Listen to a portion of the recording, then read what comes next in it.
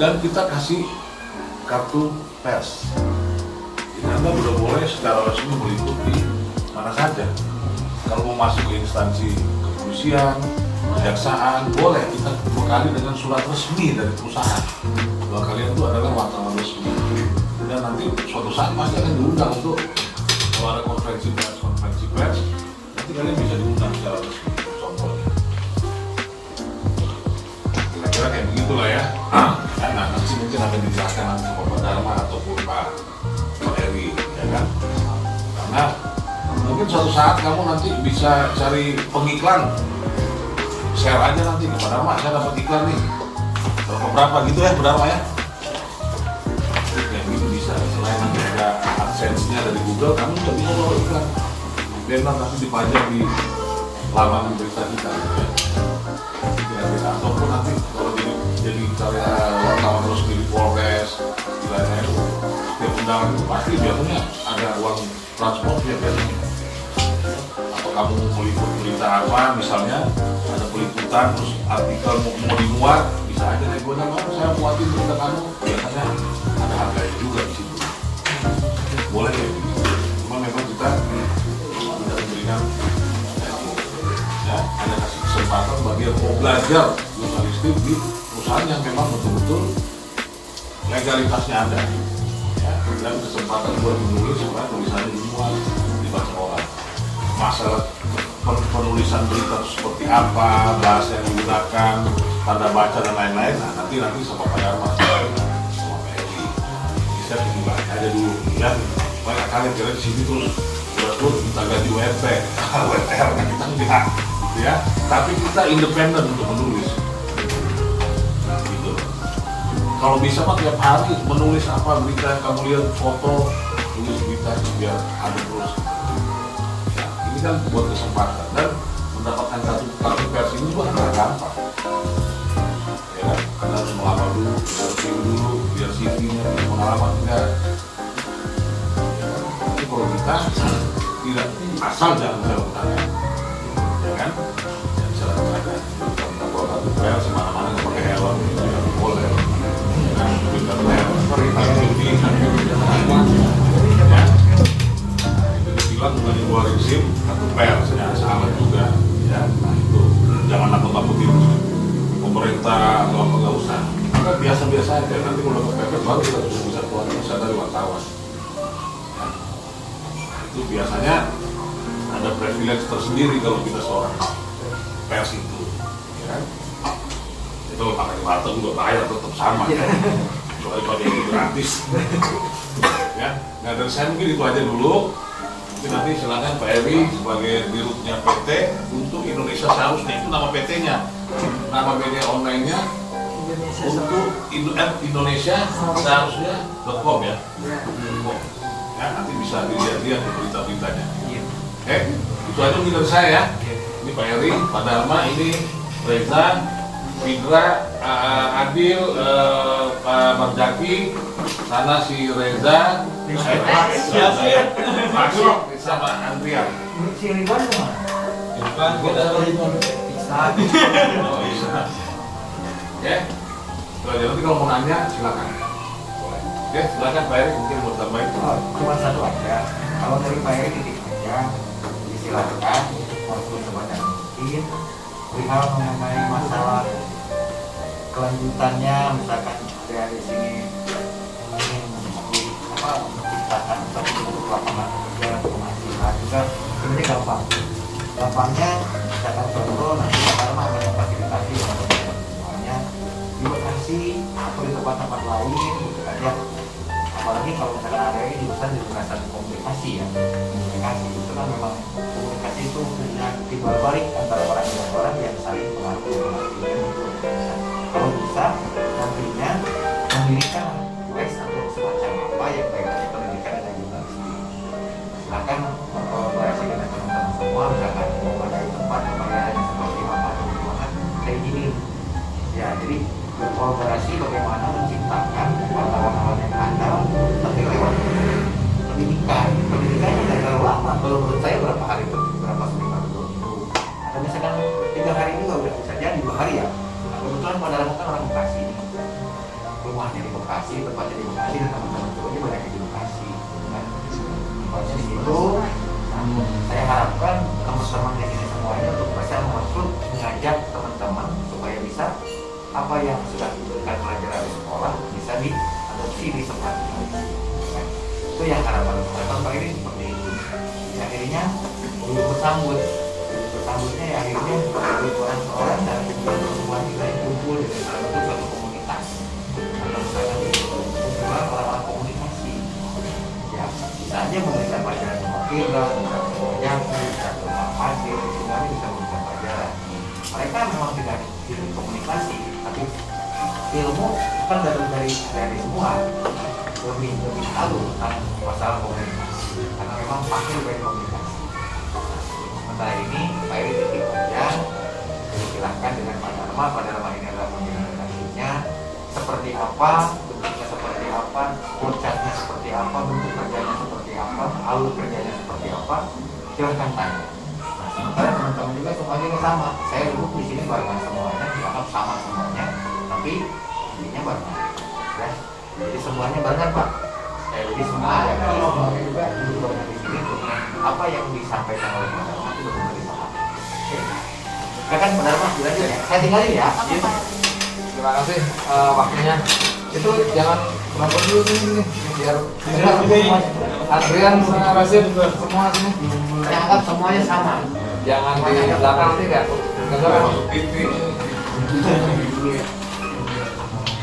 Jauh-jauh. Ya. Jadi terima kasih ini kehadiran dari mahasiswa mana? Unisma ya, Unisma. Saya belum kenal nih, perkenalan dulu ya. Dari ini siapa namanya? Nama saya Faisal Badawi. Oh, ada ke kamera. Iya. Saya Badawi, bisa dipanggil Amam. Anom. Semester Aman. apa jurusannya? Semester 7 Jurnalistik. Berarti sudah bisa nulis ya? Oke, mantap. Sebelahnya? Nama saya Bidin Nurfairi, panggilannya bisa Abi atau Bidin. Abid. Abid. Abid. Iya. Oh, oke. Jurusannya ilmu komunikasi semester 7. Gitu? Kamera Pak. Iya. Nama saya Revi Marlita, biasa dipanggil Revi, jurusan Public Relations semester 7. Oke. Aku juga Pak. Oh iyalah. Saya udah kenal. Nama saya Talita Karlen, biasa dipanggil Talita, semester 7 juga, jurusan ilmu komunikasi, konsentrasinya communication. Oke. Itu abang itu yang pakai topi, kenalan dulu. Boleh. Bisa kenal, kalau belum kenal nggak kenal saya. Makanya harus kenal semua. Saya Tiga Hussein, saya lulusan sarjana hukum di Universitas Islam Nusantara.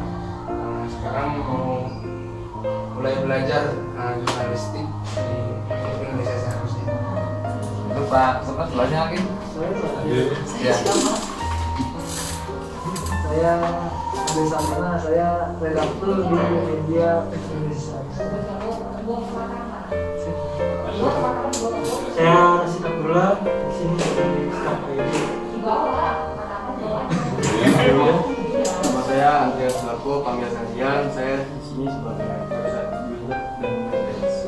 Itu kameramen jangan berlari terlanjur. Pelanggaran itu dikonsir lagi. Siapa namanya? Nama saya Lavi Trayori, saya menjabat sebagai admin di media Indonesia 1. Oke, terima kasih ya. Jadi semua sekarang sudah kenal ya. Nah, saya sangat apresiat, sangat menghargai sekali ini anak-anak muda-muda ini punya keinginan untuk membangun negara dengan jurnalisme. Membangun negeri dengan jurnalistik, dengan jurnalisme itu penting. Perlu diketahui sejarahnya dulu Indonesia merdeka tuh dari berita. Bung Tomo 13 Agustus 1945 itu mendengar kabar Hiroshima dan Nagasaki dibom. Pada waktu itu belum ada WA, belum ada komunikasi, pakai kawan. Padahal Bung Tomo adalah wartawan di media Jepang. Kalau dia beritakan, dia pasti dibunuh. Tapi dengan semangat nasionalismenya dia kabar ke Indonesia, kamu muda Indonesia. Waktu itu Sukarni menerima kabar kemudian culiklah Pak Karno. Jadi Pak Soekarno diculik ke Rengas Dengklok 14 Agustus. Soekarno diculik oleh Soekarni untuk mendeklarasikan negara Indonesia merdeka. Pak Karno nggak mau pada waktu ini siapa? Karena maka menurut ada DPKI, Dokudisu Shunbi Chosakai. Mereka sudah membentuk bagaimana kemerdekaan itu harus. Tapi belum ada. Tetapi begitu mendengar informasi, mendengar kabar, berita dari wartawan yang beritanya, infonya valid, Pak Karno langsung mengambil keputusan. Mereka membuatlah draft tentang teks proklamasi. Kemudian 17 Agustus diumumkanlah bahwa negara kita merdeka. Artinya apa? Alvin Toffler mengatakan barang siapa menguasai informasi, dia menguasai dunia. Alvin Toffler kan, kalau anak-anak informasi pasti kenal bukunya McLuhan, ya kan, Marshall McLuhan tentang komunikasi. Baca nggak? Belum ya, nanti itu teori komunikasi yang tren itu Profesor Dr. Marshall McLuhan. Dia membuat fondasi terkait dengan jurnalistik. Nah, artinya bahwa kita sekarang ini membangun negeri dengan jurnalisme adalah sebuah keharusan. Apalagi saat ini negara kita perang media. Kamu lihat aja di medsos, informasi yang tidak akurat dan banyak menghasut itu berseliweran di media. Orang bingung, ya kan?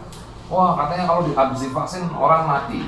Padahal berapa persen diriset enggak? Padahal diriset tidak ada orang mati kalau divaksin. Tetapi dia memang punya penyakit namanya komorbid. Tetapi kemudian dibesar adalah divaksin kemudian mati. Akhirnya orang takut divaksin. Sampai hari ini masih ada kontradiksi antara padahal sebenarnya itu tidak benar, bahwa ini ada penyakit ya harus diobatin, harus ditangkal, dicegah dan sebagainya lah. Artinya apa? Sekarang ini informasi teman-teman media ini sangat penting. Perang sekarang bukan dengan senjata, bukan orang harus berdiri-berdiri dengan nembak fisik, tidak. Sekarang namanya asymmetric war. Asymmetric war adalah perang informasi. Jadi anak-anak muda ini dirasuki dengan game, ya kan, adil main game, lupa hidupnya bahwa itu apa, penjajahan terhadap informasi. Harusnya kita yang membuat game ini, kita yang membuat game, kita yang menjajah orang, bukan kita dijajah tiap hari ini dijajah mabar. Tetapi lupa seharusnya kita lah yang menciptakan game ini. Adrian punya tugas, Rasid sama itu kemarin yang IT siapa? Itu membuat modul-modul itu. Mereka dengan game ini hasilnya berapa? Triliunan duitnya. Sementara kita hanya pemakai. Ini harus berubah mindsetnya. Kita membuat, boleh kita membuat game itu. Buatlah game-game yang mendidik dan sebagainya yang bisa dijual juga. Dari situ aja teman-teman bisa kaya. Artinya di sini masalah informasi sudah terjadi pergeseran teknologi yang harus kita ambil kesempatannya.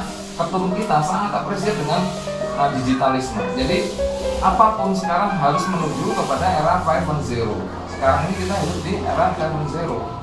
Sehingga menjadi orang-orang yang mempunyai informasi, bisa membuat informasi yang baik, sangat dibutuhkan untuk membangun negara. Untuk di Indonesia, ya, untuk menjadi Indonesia yang seharusnya. Ini konsep dasarnya dulu ya, dipahami ya, bahwa kita memberitakan hal-hal yang positif.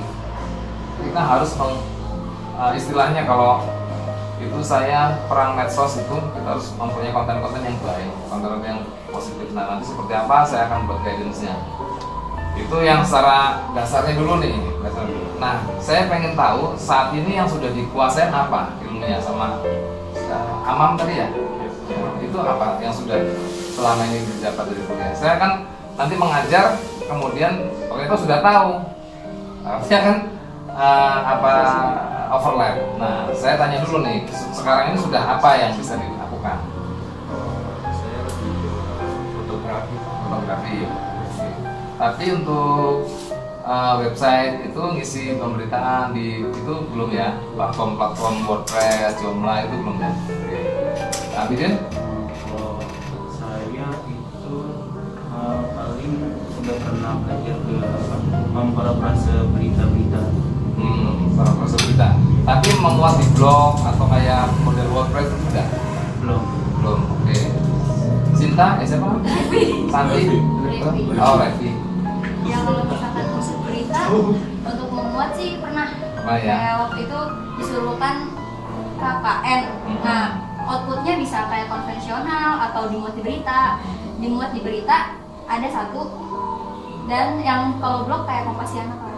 Oke, berarti sudah familiar ya dengan pembuatan berita penulisan di website. Kalau Antonia sudah sampai di mana Kalau aku pengetahuan? bikin artikel di Radiant Times. Sudah ya di Times, terus untuk membuat beritanya sudah bisa. Artinya membuat berita kan tidak asal membuat, artinya di situ ada aturannya. Misalnya katanya ada subjek, predikat, objek. Jangan berita semua keterangan, semua objek, semua. Itu sering terjadi. Nah, di dalam berita itu ada yang namanya konsep 5W1H. 5W1H itu apa gitu kan? W1 adalah what itu apa, what, why, what apa, siapa, what, who, when, kapan, where, di mana, ya, who, dan how, bagaimana, why, mengapanya. Nah, jadi sebuah kalimat misalnya ada motor tiba-tiba ada kecelakaan, terus kita mau tulis berita apa nih, ya kan? Nah, itu sebuah berita harus memuat 5 unsur tadi, 5W1H. Apa misalnya motornya Kawasaki Ninja. Kawasaki Ninja menabrak trotoar. Predikatnya menabrak kata kerja. Nah, di situ sudah terjadi menabrak kapan? Tadi malam jam sekian. Di mana? Di samping tol Jor. Why? Mengapa? Mengapanya? Oh, rupanya yang bawa motor mengantuk. Terus bagaimana kejadiannya? Dia ternyata mau nyalip angkot, dari depan ada motor kencang, dia mepet ke kiri kemudian nabrak. Nah, itu unsur-unsur berita. Kapan, apa, siapa, di mana. Nah, bagaimananya itu tadi. Nah, itu dituliskan dalam sebuah kalimat. Nah, itu namanya unsur-unsur berita. Nanti secara detail saya akan buatkan materi apa bagaimana membuat berita. Karena itu wajib. Jadi sebuah berita harus ya mandatori, wajib memiliki 5 unsur, 6 unsur, 5W dan 1H. 5W 1H. Apa, siapa, di mana, kapan, bagaimana, mengapa, bagaimana. Nah, itu nanti kita akan lebih lanjut lagi. Nah, kemudian sekarang apa sebenarnya yang saya pengen tahu kebutuhan teman-teman ini, kita bertemu di sini, apa yang diharapkan? Saya pengen tahu. Boleh dari Ahmad. Biar tahu di sini Berita. Iya. Kalau saya biar memahami teknik dasar Tulis ya. Sinta, sama Revi. Ya, lebih ngebangin lagi soalnya kan waktu itu belajarnya pas Banyak belum bonusnya. belum ada penjurusan. Kan itu lebih ke jurnalistik Iya. dan kita ke public relation kan. Jadi Kalau kayak tulisan kan lebih ke penerangan produk ya. Iya. Oke. Makanya biar Lebih belajar siap. sama sih kan karena aku bukan nulis, cuman kalau aku kan bukan nulis berita basicnya sebagai artikel kayak kalimat kalau nulis berita ini bisa dibilang baru sedikit masalah barat. Jadi passionnya di artikel ya, berarti Iya, ya. Jadi gini, artikel. berita itu kan dibagi. Ada namanya spot news. Spot news adalah berita-berita spot langsung di lapangan. Misalnya tadi itu kecelakaan. Yang kedua adalah feature. Feature itu berita mendalam. Misalnya kita apa yang ada di balik fakta. Misalnya berita tabrakan. Tabrakan ini dicari feature-nya. Kenapa ditabrakan? Oh, dia ternyata habis ribut sama pacarnya, kemudian naik motor nggak konsentrasi nabrak. Misalnya, ya kan berita itu feature itu lebih mendalam dalam pemberitaan.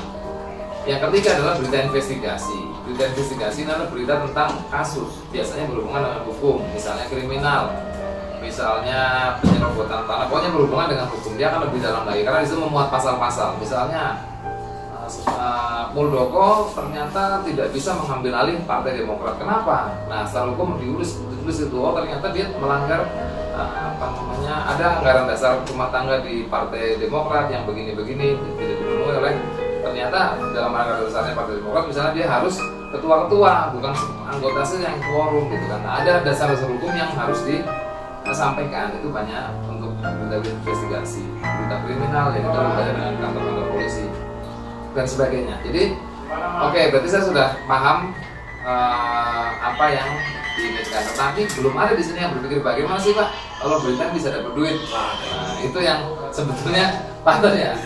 Jadi begini, industri media saat ini sangat kompetitif. Kita bisa membuat konten yang baik, bisa mengedukasi masyarakat, juga bisa mendapatkan uang.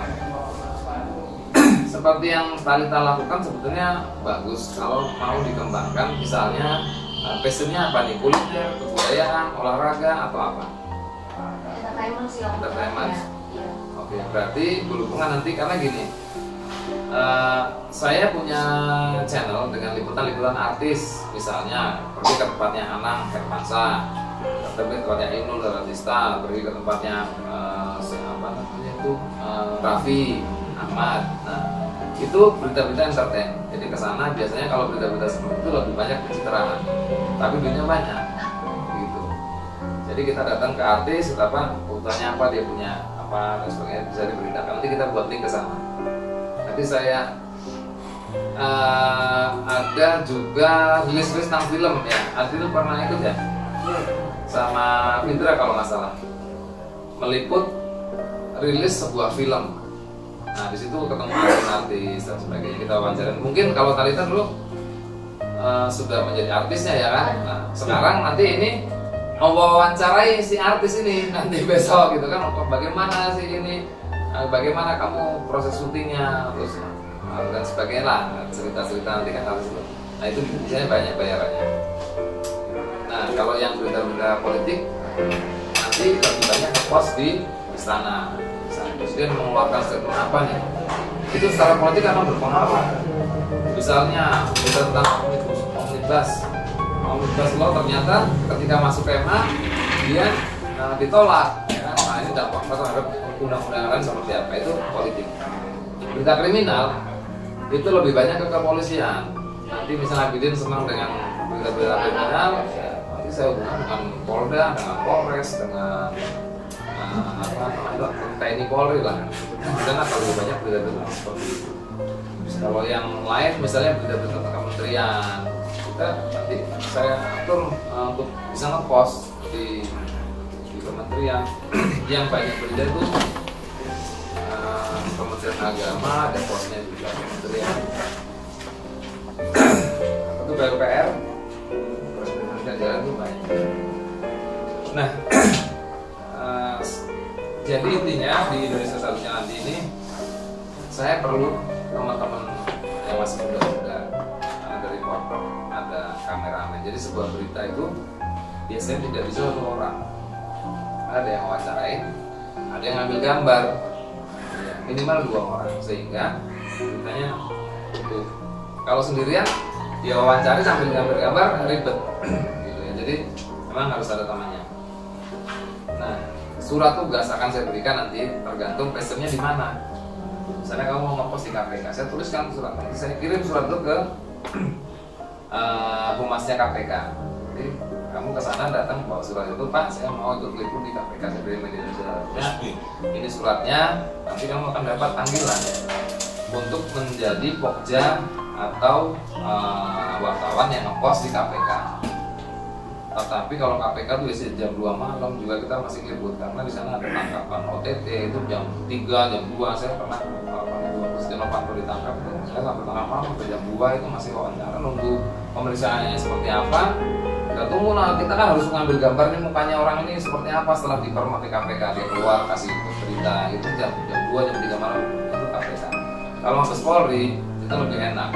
Ini Adil sudah punya banyak pengalaman untuk liputan di Mabes Polri ya. Kadif Humas Mabes Polri kita kenal baik, jadi kita datang ke sana press release atau biasanya kita dapat press release nih dari Polres, dari Polsek, kita datang ke sana.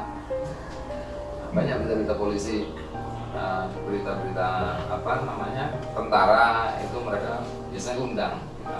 Pangdam dan Pak Dudung kita diundang, kita ke sana ya, kita liput bareng-bareng. Wartawan sana banyak, bukan cuma kita. Wartawan sekarang itu kalau di lapangan ribuan. Jadi satu kantor bisa 100 sampai 200 orang. Nah, sekarang skill dasar apa yang harus dimiliki? Ya, dimiliki ya pertama tadi harus punya keberanian. Kita harus berani nanya ke orang, datang nanya, Karena wartawan tuh profesi yang paling bodoh sedunia. Karena setiap hari kita ketemu orang tanya. Sehingga wartawan kan yang paling bodoh. Jadi harus bisa membuat pertanyaan-pertanyaan sehingga si narasumber ini muncullah berita. Nah, saya masih belum tahu nih kita mau mulai dari mana, langsung praktek atau kalau teori sih secara umum ini pasti kalau masih komunikasi pasti sudah punya. Nah, mungkin saya ingin praktek aja. Di sini kan ada meja nih. Nanti sementara saya coba akan upload di YouTube. Wawancarai mahasiswa, kemudian sampaikan apa sih keinginan saya mahasiswa nih, mau apa sih sebenarnya di dunia yang sekarang seperti ini. Jadi mahasiswa di era digital tuh maunya seperti apa. Nah itu nanti bisa kita buatkan forumnya wawancara. Jadi kita buat di sini ada satu wawancaranya, narasumbernya wartawan kamu kan jadi narasumber dulu ya, narasumber untuk diwawancara sama tim media nih. Jadi sebagai tutorial nanti akan terbayang bagaimana sih sebenarnya proses wawancara. Nanti kita akan wawancara Pak Menteri juga begitu. Kita datang, Pak Menteri ngomong gitu kan, kita tanya, dia akan jawab, datanya itu kita langsung praktek aja deh. Kalau teori nanti kelamaan. Jadi saya bagi tugas, siapa? Apa namanya, ada undang-undang pers. Oh, oke. Mau pamit dulu, Pak. Mau pamit dulu. Mana? Sebentar. Sebentar. Nah, untuk undang-undang pers coba Jaki deh. Pak Jaki, sarjana hukum, silakan. Sok aku. Jadi sebentar, saya tambahin lagi sebentar. Kalau bisa nanti gini, ada sesi, kalian coba nulis berita, langsung nanti dimuat di online. Hari ini. Tapi diajarin juga nggak maksudnya? Iya. Sambil di Oh iya, misalnya begini, misalnya cara mengertinya misalnya begini. Yang tadi disampaikan toh, unsur berita itu harus ada apa, siapa, di mana, kapan, bagaimana. Jadi dan memang harus tahu bahasa Indonesia. Harus tahu. Ini kakak saya yang berapa ya kalau umur sudah 70 lebih.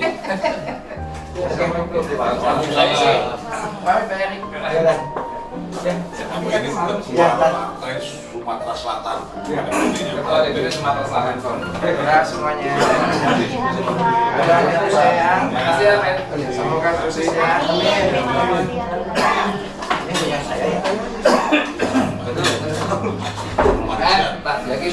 Jadi gini, di dalam undang-undang pers, jadi di dalam penerbitan atau pembuatan berita itu juga tidak bebas dan tidak boleh ngawur karena ada rule-nya adalah Undang-Undang Pers nomor 40 tahun 99. Di situ ada kode etik jurnalistik. Salah satunya ya bahwa berita itu harus cover good side.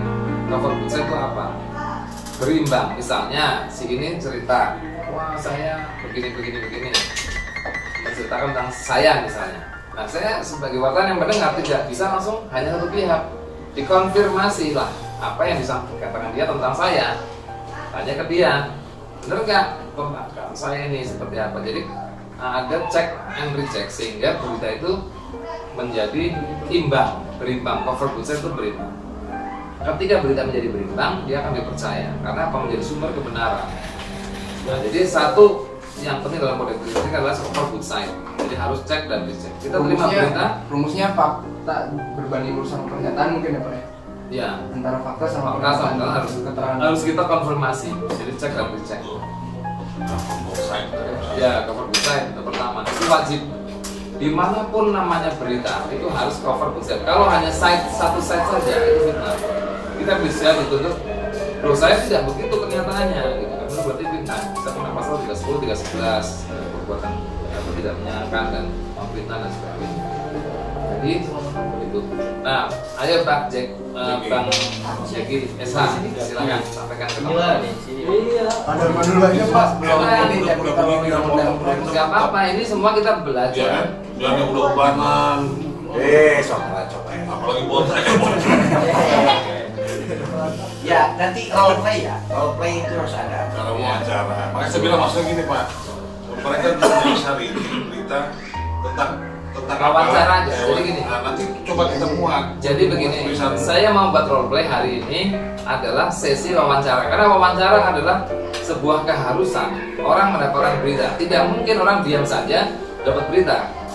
Dia harus bertanya dan orang yang ditanya menjawab. Nah, kalau ini nanti bagaimana mewawancarai orang itu sementara ini mungkin itu lebih gampang kita praktekkan. Nanti step berikutnya saya ajarin lagi bagaimana nulis beritanya, rilis beritanya, bagaimana memasukkan ke media dan sebagainya. Nanti bisa kita aturlah waktu-waktu yang memang ada. Karena tiap hari juga nggak apa-apa kok di sini karena kita semua di sini ada kegiatan-kegiatan yang memang mengupload berita. Jadi kalau nggak usah sungkan, ini kawan-kawan semua di sini. Kita di sini semua kata Pak Eri benar bahwa kita di sini ada bersama-sama. Tidak ada yang lebih ini paling penting tidak ada, semua sama aja. Gitu Bang Jeki, silakan disampaikan apa Undang-Undang Kas Nomor 40 1999. Karena jadi nanti kalau ada perkara-perkara hukum, Jeki inilah pengacaranya. Amin. Ini udah advokat nih, udah lulus advokat. Profesi advokat sudah punya. Assalamualaikum warahmatullahi wabarakatuh. Perkenalkan saya akan mungkin ini ya Pak ya. Topinya kalau dibuka, buat undang-undangnya topinya dibuka. kita mungkin udah pada tahu ya. Semua. Topinya dibuka.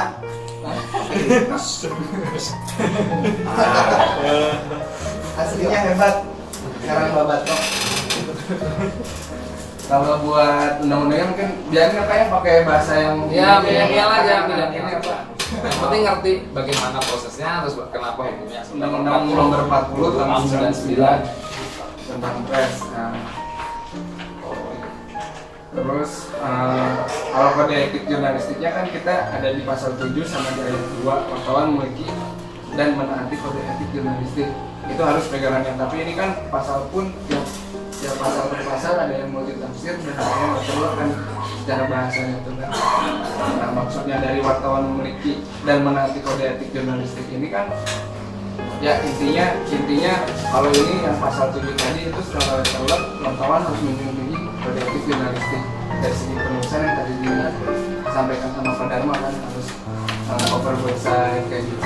Terus fakta juga bukan terus sama kenyataan faktanya dalam menyajikan berita-berita. Nah, wartawan harus memiliki kepribadian dalam arti keutuhan dan keteguhan jati diri serta integritas, artinya jujur dalam bertindaknya, terus adil juga, arif dan terpercaya. Ini yang dikatakan undang-undang kan kayak gitu.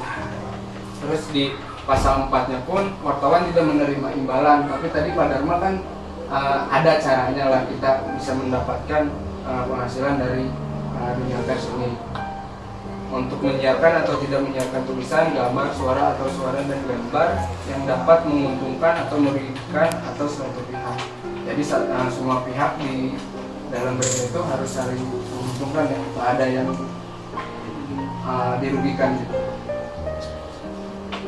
Di pasal 5-nya wartawan menyajikan berita secara berimbang dan adil, mengutamakan kecermatan dari kecepatan serta tidak mencampurkan fakta dan opini.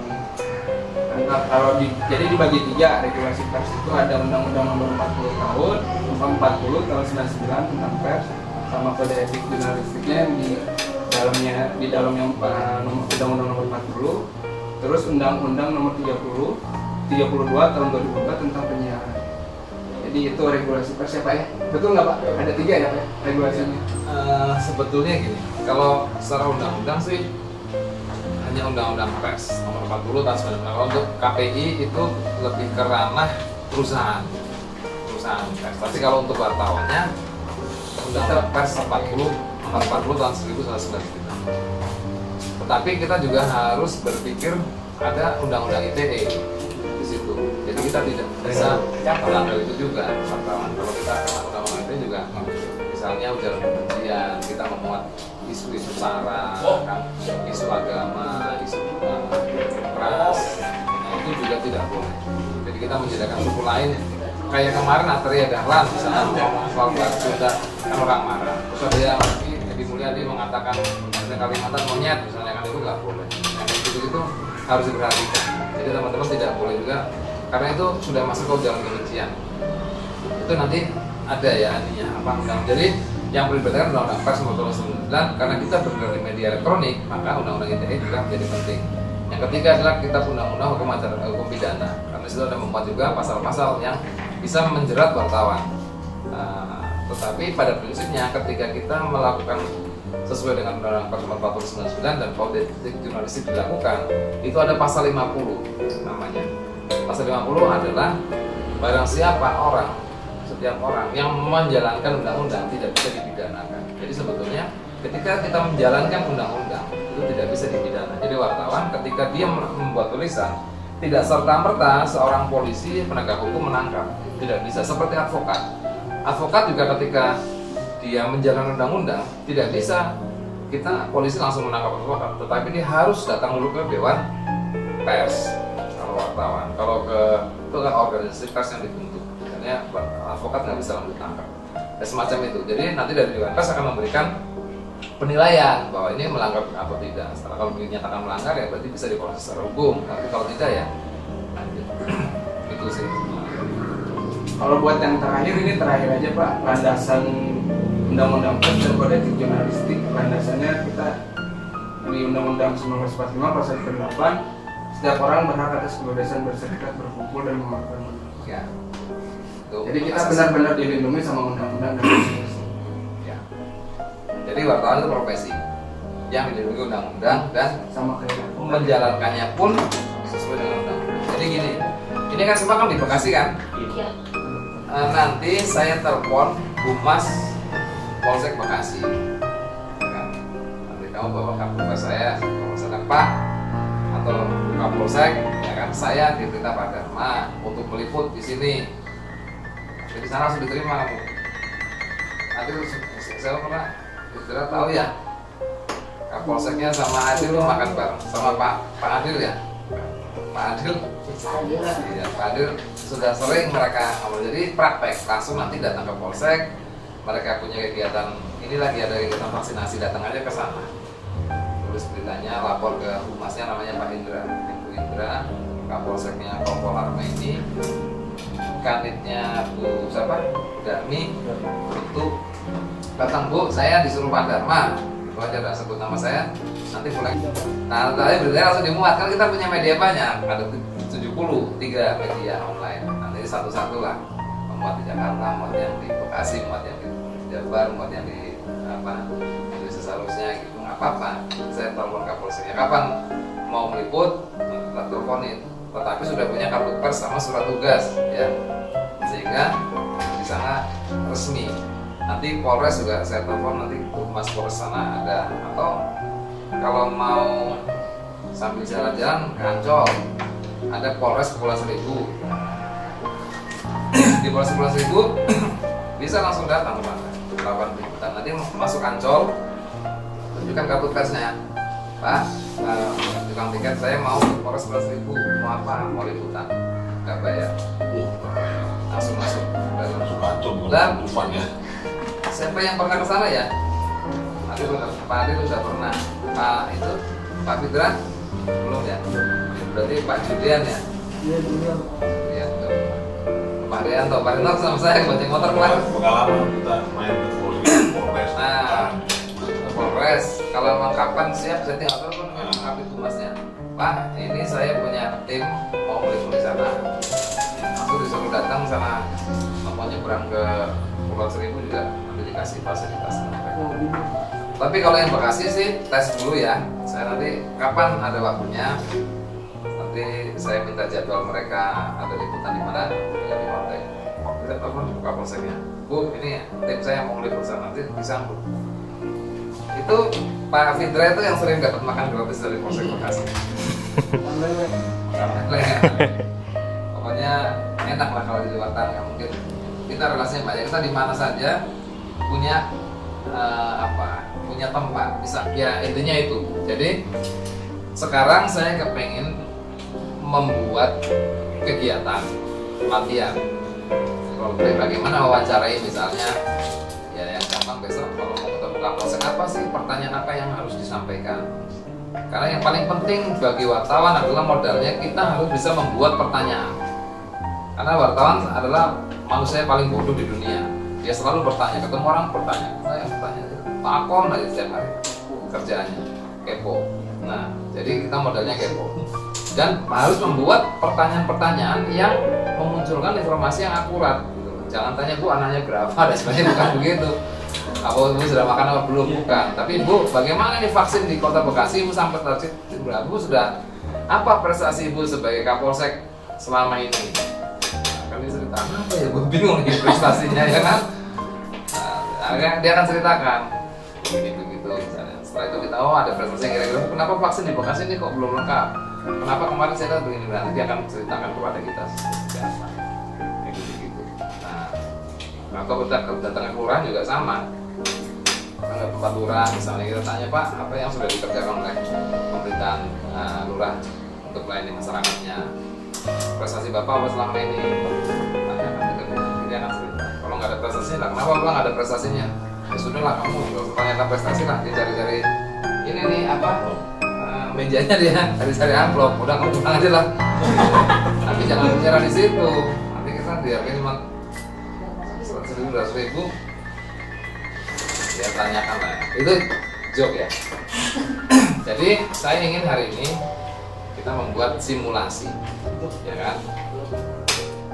Jadi kita buat apa yang tema yang bagus apa ini? Ayo silakan berpikir. Jadi mereka yang akan bertanya gitu terhadap tema itu. Ketua DPD aja Jabar. Oke. Jadi gini, wawancarain Politik misalnya. Pak Sekjen, Pak Sekjen kemana? Berat. Ketua DPD Jabar, ya, wawancarain Ketua DPD Jabar, apa yang sudah dilakukan Ketua DPD Jabar, kenapa dia ada di partai itu, terus apa targetnya, visi-misinya seperti apa. Nah kertas. Partai itu benar-benar menjadi Pulpen mana? harapan rakyat Indonesia atau tidak dan sebagainya. Apa kertas? Nah, ini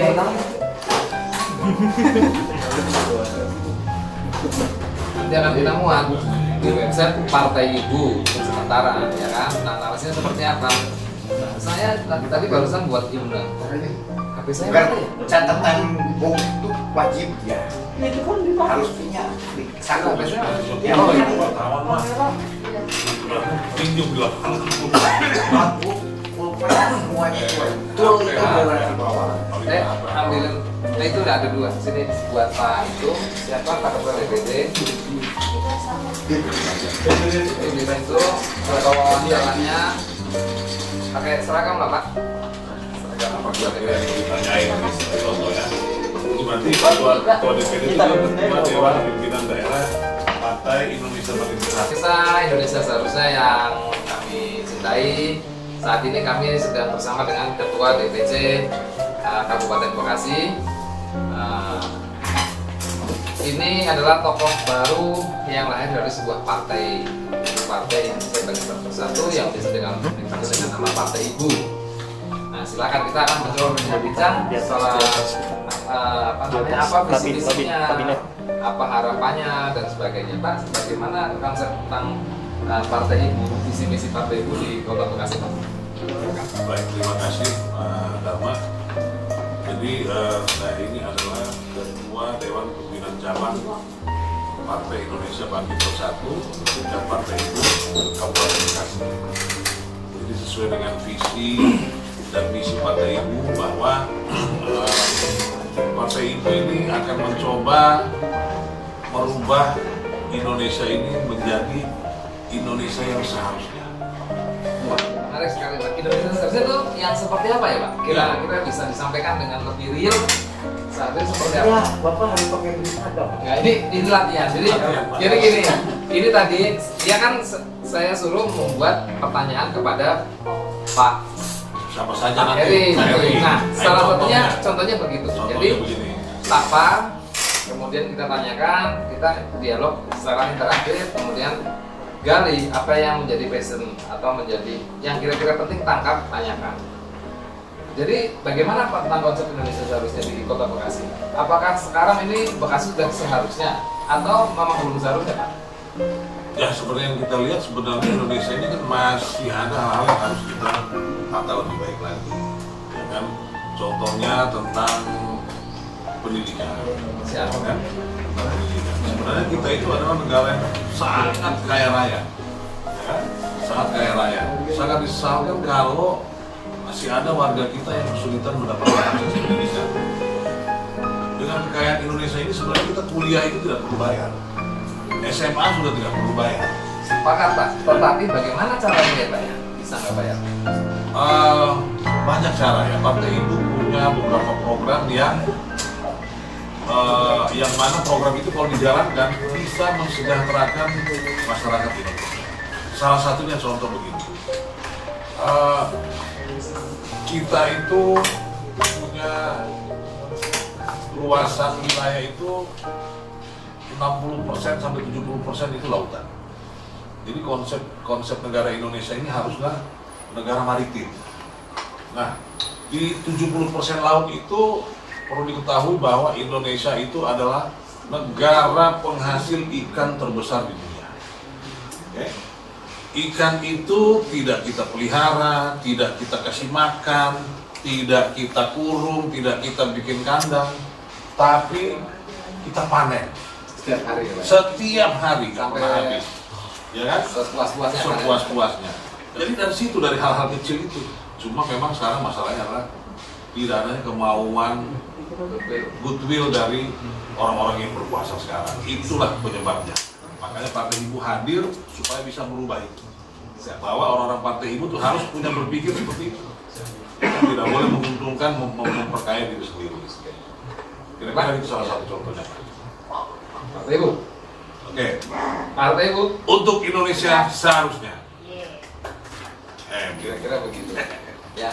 Nah sekarang ini sudah dicontohkan nih langsung live. Nah sekarang dengan ini real sekarang asli nih direkam dengan Mau dibantai gitu. Ketua DPD Provinsi Jawa Barat. Jadi calon Gubernur Jawa Barat. Kelihatan nih kalau Boleh tepuk tangannya untuk Pak Eri.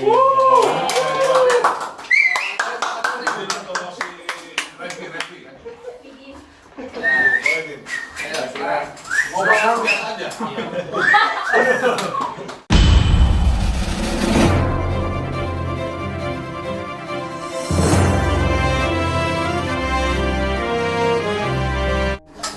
Hai, kami dari Indonesia Seharusnya. Di sini saya Rev Marita bersama Adudin dari Untuk Indonesia Seharusnya sedang ingin berbincang-bincang dengan Bapak Eri Darmawan selaku Ketua DPR Jabar. DPD Jabar. Dari Partai Indonesia Bangkit Bersatu.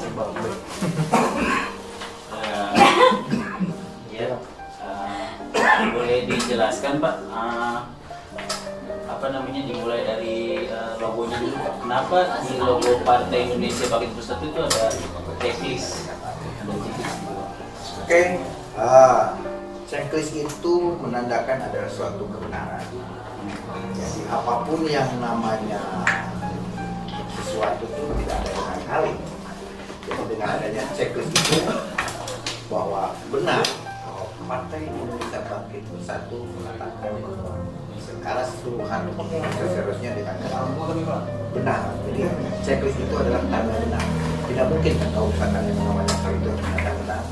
Jadi checklist itu jelas menyatakan bahwa Partai Indonesia Bangkit Bersatu menganut filosofi kebenaran.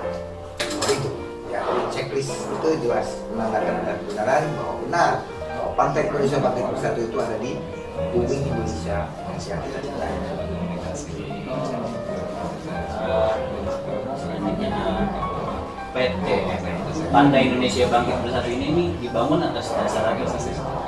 Atas dasar kebersamaan, atas dasar keinginan dari seluruh rakyat Indonesia yang pada umumnya seluruh deklarator yang kami bawa dari seluruh daerah, dari seluruh Indonesia provinsi untuk membangkitkan bagaimana kita menyelaraskan kebersamaan, menyelaraskan bagaimana kita membangkitkan rasa saling peduli terhadap sesama, membangkitkan keahlian, jangan menggali sumber daya manusia yang ada di Indonesia ini. Begitu. Jadi fokusnya kebersamaan ya. Fokusnya secara prinsipnya kita menggali kebersamaan, kesetaraan, terus menggali potensi-potensi baik itu sumber daya manusia yang dimiliki orang bangsa Indonesia ini, khususnya di Jawa Barat. Jadi mana negara Indonesia ini khususnya di Jawa Barat orang kaya semua. Kalau menurut saya itu kan memang perlu adanya bagaimana menggali potensi-potensi yang ada sehingga bisa meningkatkan kesejahteraan khususnya baik itu di kaula mudanya, baik itu di masyarakatnya, baik itu di kaum yang memang sudah lanjut usia. Yang kita harus perhatikan semuanya itu karena memang secara prinsip mereka itu adalah bangsa Indonesia yang kita harus hargai dan harus kita hormati. Itu. Ada lagi pertanyaan? Sejauh mana sih Pak sejauh mana dari awalnya dibentuk partai ini dengan tadi Dibentuknya partai ini dikatakan masih muda, sangat muda ya, sangat muda. Umur itu baru 3 bulan juga belum gitu kan. Dasarnya adalah keinginan daripada teman-teman kita semua yang mempunyai visi dan frekuensi yang sama sehingga bisa menumbuhkan bagaimana meningkatkan kesejahteraan itu proses sumber daya manusianya supaya lebih baik dari sisi pendidikan, dari sumber daya alam. Intinya mereka membuka lapangan-lapangan pekerjaan pada dasarnya sehingga mereka bisa menumbuhkan kesejahteraan sosial itu berdasarkan potensi yang ada di Indonesia, khususnya di Jawa Barat ini. Di Jawa Barat memang lumbung dikatakan penduduk terpadat ya. Sumber daya manusia pun memang padat, tinggi gitu kan. Saya yakin potensi-potensi sumber daya manusia itu masih ada. Seperti adik-adik sekalian ini ya, yang saya harapkan nanti di Jawa Barat itu bisa menumbuhkan keselarasan dan kesetaraan dalam hal pendidikan khususnya, gitu kan ya. Begitu Partai Indonesia Bangkit Bersatu itu berdiri atas dasar seperti itu. Ada lagi? Saya pertanyaan yang agak berat buat saya. Sedikit menanya, maksud dari untuk Indonesia seharusnya tuh? Indonesia seharusnya tuh kalau dalam arti makna tuh sangat luas, sangat luas. Tapi yang intinya Indonesia seharusnya pasti ke arah yang sifatnya positif. Positif dalam arti apa? Contohnya di dalam masa pendidikan seharusnya seperti apa? Menghasilkan sumber daya manusia atau ahli-ahli seharusnya seperti itu sehingga mereka bisa sesuai dengan jalurnya begitu pas selesai dari pendidikan nanti sesuai dengan jalurnya. Nah, itu yang seharusnya bahwa kita dimiliki. Jadi kalau dalam arti kata Indonesia untuk Indonesia seharusnya itu dengan arti makna yang sangat luas. Tapi yang jelas ke arah yang lebih positif. Tidak ada yang namanya seharusnya ke arah yang lebih negatif. Contohnya perihal mengenai masalah pendidikan seharusnya pendidikan ini diberikan gratis. Contoh yang disampaikan oleh teman-teman saya bahwa sebenarnya Indonesia itu kaya, tapi intinya bagaimana pendidikan itu tidak dibayarkan. Tapi justru harapan Partai Ibu, harapan Indonesia Bangkit Bersatu bagaimana caranya supaya Partai Ibu itu bisa menerbitkan atau bisa menerbitkan bahwa mahasiswa itu bisa dibayar gitu. Karena apa? Karena mereka adalah generasi penerus yang nanti akan bertanggung jawab dari negara ini. Itu yang harus ditanamkan dengan baik. Nah seperti itu. Jadi prinsipnya Indonesia seharusnya tuh maknanya luas. Ya untuk mahasiswa sendiri nih, mungkin kan belum tahu tadi Bapak bilang gimana mahasiswa itu dibayar. Nah gimana sih Pak ini caranya? Kan pasti banyak mahasiswa yang mungkin kurang paham, kurang ngerti. Mahasiswa itu dibayar. Artinya begini, kita tuh mempunyai potensi-potensi pendapatan misalkan buat punya daya pikirnya bahwa itu adalah uang yang memang dipandangkan oleh pemerintah yang akan nanti dibayarkan untuk khususnya dalam masalah pendidikan. Itu Jadi contohnya bagaimana menggali potensi, nah ini ya. Jadi visinya jelas, gitu, bahwa menggali potensi-potensi yang ada di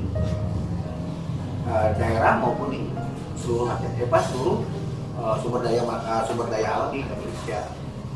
Nah, seperti itu. Ya, jadi makna dan artinya jelas, bahwa misinya jelas, visinya juga jelas, gitu, seperti itu.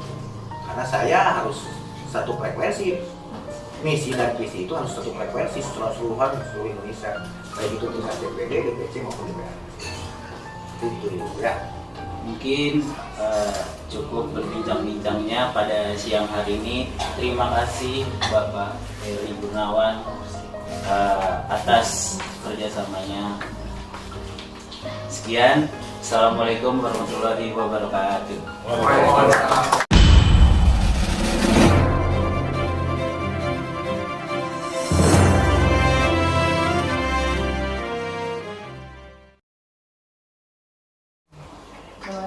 Hai, Assalamualaikum warahmatullahi wabarakatuh.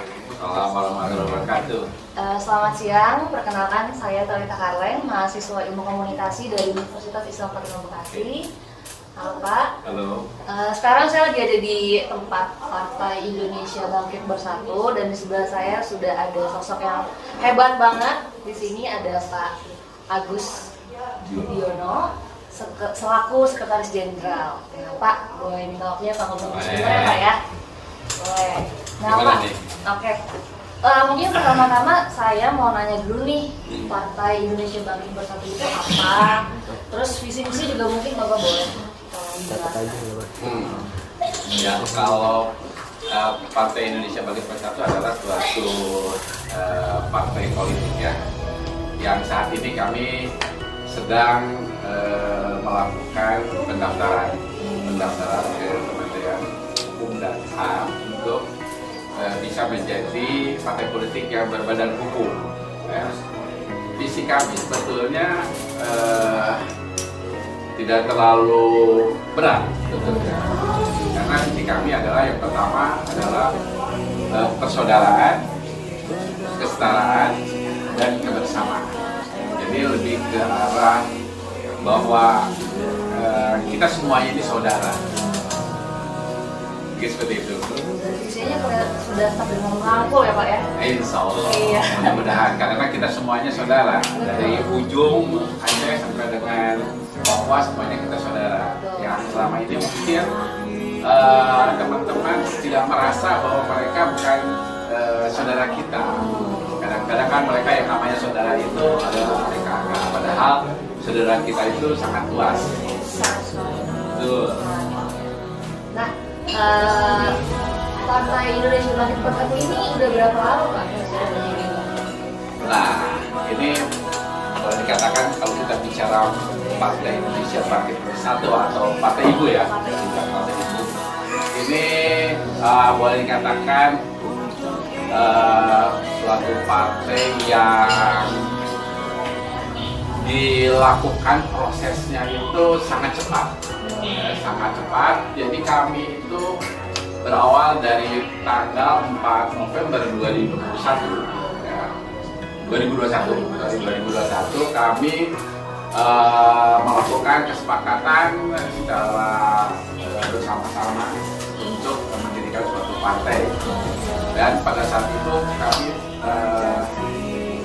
melakukan boleh dikatakan mempersiapkan semua persyaratan yang memang dipersyaratkan oleh Kementerian Hukum dan HAM. Tepat pada tanggal 22 Desember 2021, tepatan dengan 93 tahun Hari Ibu, kami secara resmi mendaftarkan ke Kementerian Hukum dan HAM. Dan alhamdulillah ketika kami mendaftarkan secara online ya, begitu. Kami daftarkan nama tersebut dan alhamdulillah nama tersebut belum ada yang punya. Ya, belum ada yang punya, sehingga nama Indonesia Bangkit Bersatu atau Partai Ibu bisa terus dilanjutkan untuk memenuhi persyaratan apa yang dipersyaratkan. Dan setelah itu kami melakukan konsolidasi ya, konsolidasi secara internal, komunikasi dengan seluruh teman-teman yang ada di Indonesia untuk membangun suatu Dewan Perwakilan Daerah dan cabangnya, anak cabangnya. Kami terus terang aja di sini tidak menggunakan uang sama sekali.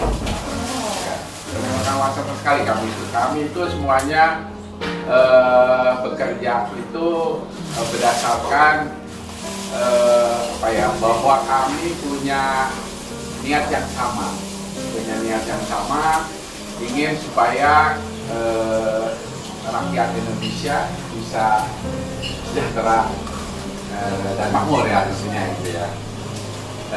Jadi alhamdulillah dalam waktu 3 bulan lamanya kita sudah terbentuk di 34 provinsi. Cepat ya Pak ya?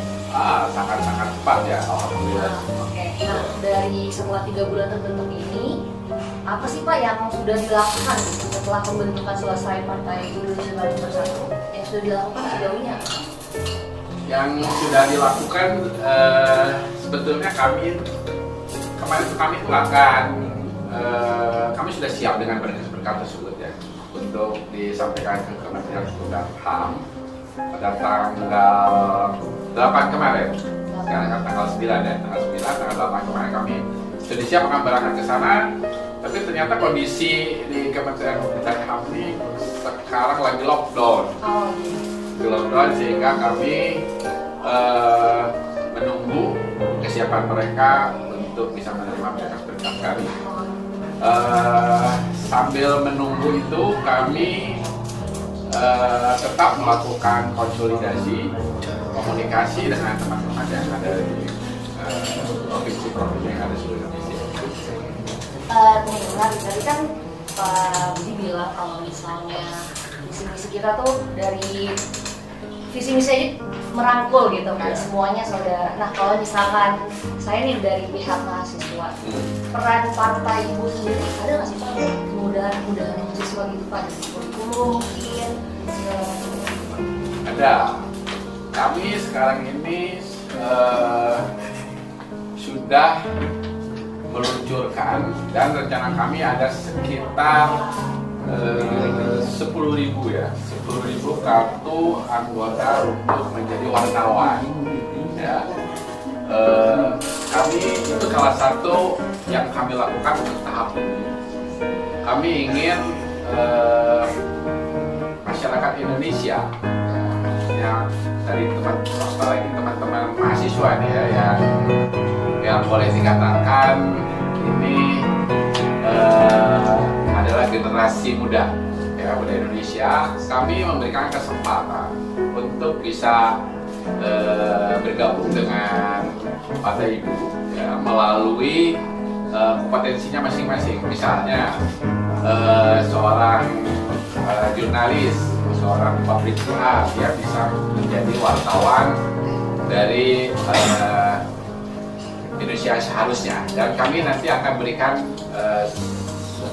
kartu wartawan, dan itu tentunya akan menjadi modal buat teman-teman untuk bisa nanti meliput, mewawancarai pejabat-pejabat ataupun tokoh-tokoh yang mungkin bisa dieksplor apa yang mereka ketahui atau mereka berikan kepada kita.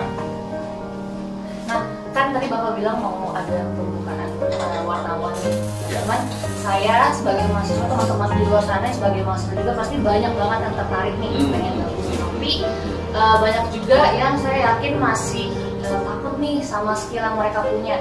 Nah, di Partai Ibu ini sendiri apa ada pengarahannya atau langsung dibuat berita mereka, tulisan mereka, atau ada pelatihan dulu Pak? Iya. Yang penting sebetulnya jadi jurnalis itu harus punya dulu di dalam dirinya sendiri adalah kemauan, terus adanya keinginan untuk bisa mencari informasi, ya. Setelah mencari informasi, mencari data-data yang benar tentunya. Setelah itu harus bisa juga menulis, ya. Harus belajar banyak menulis di blog, di sosial media gitu ya. Nah ini adalah salah satu sebetulnya bagaimana mengasah menjadi seorang jurnalistik gitu ya, jurnalis ya boleh dikatakan gitu. Dan Partai Ibu sangat terbuka sekali buat teman-teman ya, buat teman-teman yang ingin bergabung dengan kami gitu kan, untuk boleh dikatakan magang lah ya, boleh dikatakan magang, karena kami di sini mempunyai suatu redaktur yang sungguh sangat punya pengalaman di, ya betul, di beberapa media mainstream ya tentunya. Dan ini merupakan satu kesempatan lah buat teman-teman semuanya.